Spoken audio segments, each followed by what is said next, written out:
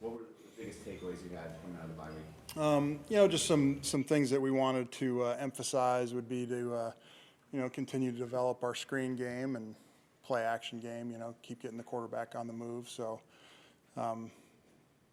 those were two of the major takeaways. Did you feel like that Baltimore game was kind of a hiccup for the I hope offense? so.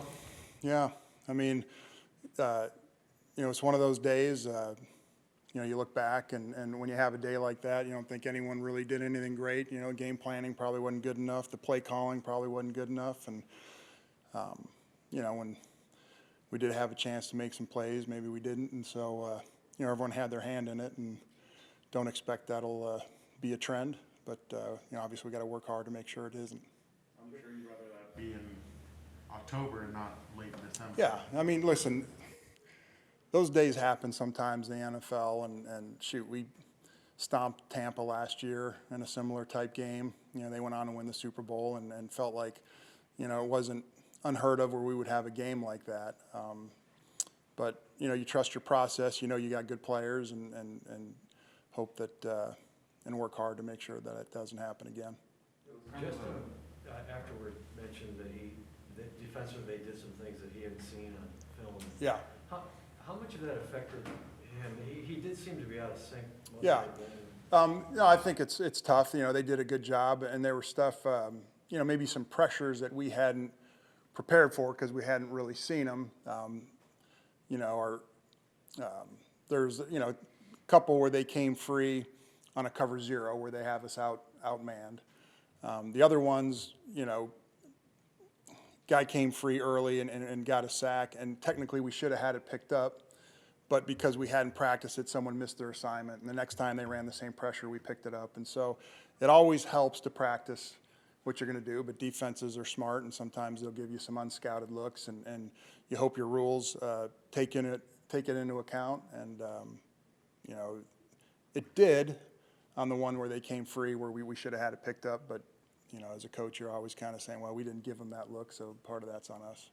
Do you think that we haven't seen many games like that from Justin where he just never seemed to get going.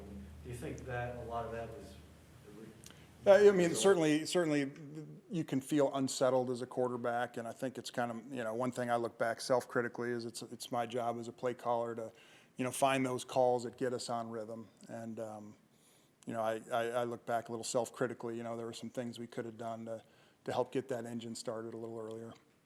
Joe, with that game, usually when Justin has pressure, he escapes the pocket and he makes something happen out of nowhere. It seemed like in that game he couldn't. Is that just the coverage that the play that receivers going to get open against the winner to see? Well, there's a couple things that can happen. One might be the rush lanes or the scramble lanes. They did a good job with their rush plan. And so, is there a place for you to escape to? That's always an issue. And then, he's trying to play smart and keep really bad things from happening. And so, we've all seen the quarterbacks trying to do something too much, and instead of a incompletion or a 4-yard sack, it turns into a 12-yard sack. And so he's just trying to play smart in some of those situations. But, doesn't mean that he's not going to do it in the future. So he'll, one thing about him, I really do trust his instincts in the pocket, knowing when to escape, when to throw the ball out, when to just protect it, maybe take the sack and avoid turnovers. And nothing there that I was critical of him for throwing the ball away or taking a sack in that game. Austin and Brandon have both expressed that they need that you guys need somebody to step up as a second running back. Mm-hmm.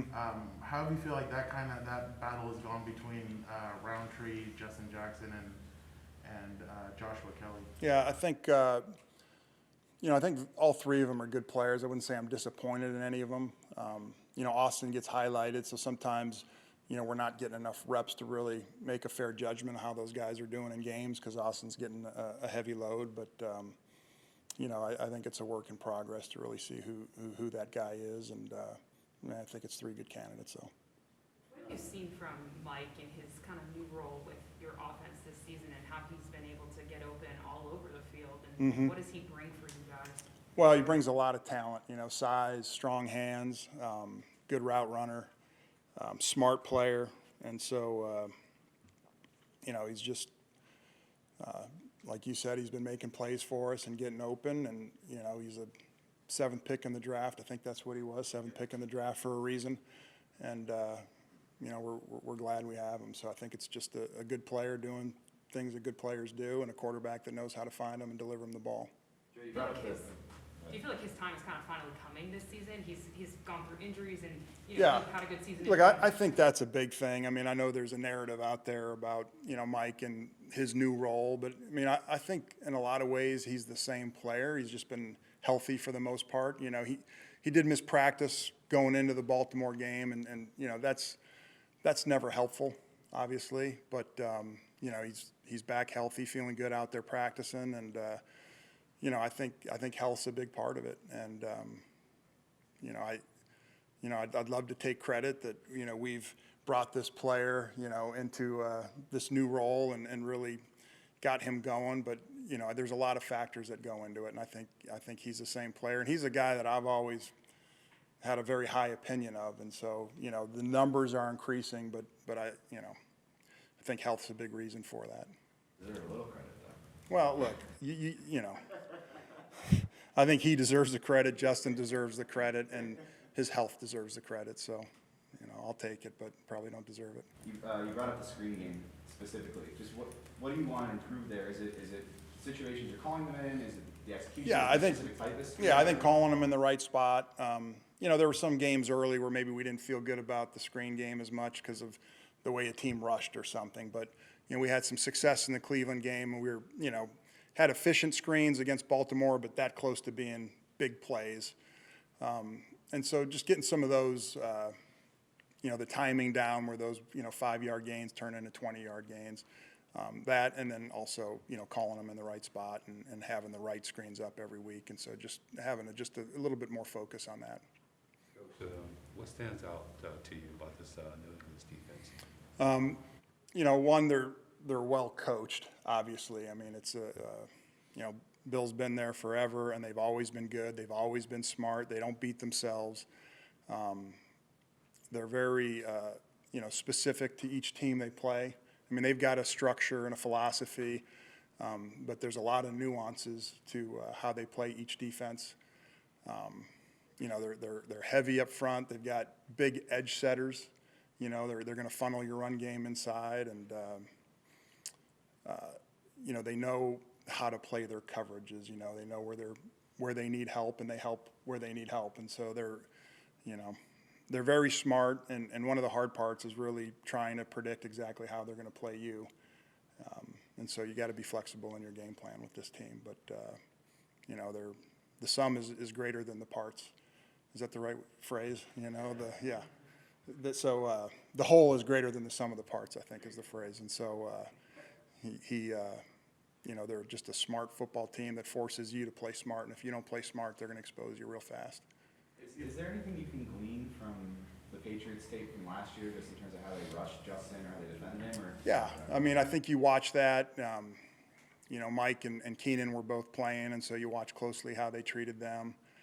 You know, there are new players for them, and so, you know, they're so good at knowing their personnel. And so, you know, just because they played the Chargers a certain way last year, well, there may be different corners in there. And so, you know, they may not be able to do something they did last year, or maybe they can do more based on how they feel about their players. So there's certainly information you're trying to glean, but, you know, also knowing that it's a new year for both teams. And so always ready for the unpredictable. One of their big free agent signings was Matthew Judon. He has 6 sacks this season. Yeah. Just kind of what have you seen from him and how he disrupts the game? Yeah, I mean, we played Baltimore, I think, back in 2018 when I was in New Orleans, and he was there, and just a guy I remember, you know, being very concerned with back then, and it hasn't changed.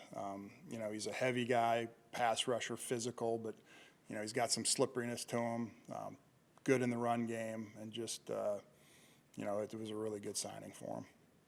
Joe, what's just your overall assessment of the early down offense and the early down efficiency? And Yeah. was that a point of emphasis? Yeah, at for all? sure. I mean, I think, you know, our first down offense is ranked 20th or whatever it is. And so, yeah, I think we can do a better job of trying to stay out of third down and, you know, just running the ball better and being smarter with some of our pass game in the early downs to be a little more efficient.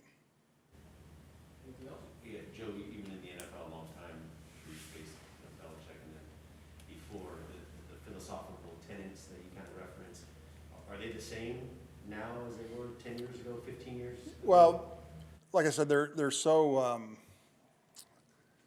they're so good at knowing who their people are and developing their game plan and their philosophy around who they are.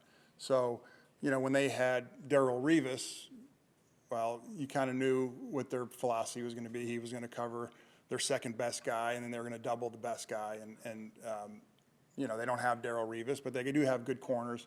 But maybe you don't see as much of that as you did a few years ago. So their evolution every year based on their personnel is something that's always been impressive. So they just they know who they are, they know who you are, and they know how to put a plan together that gives them the best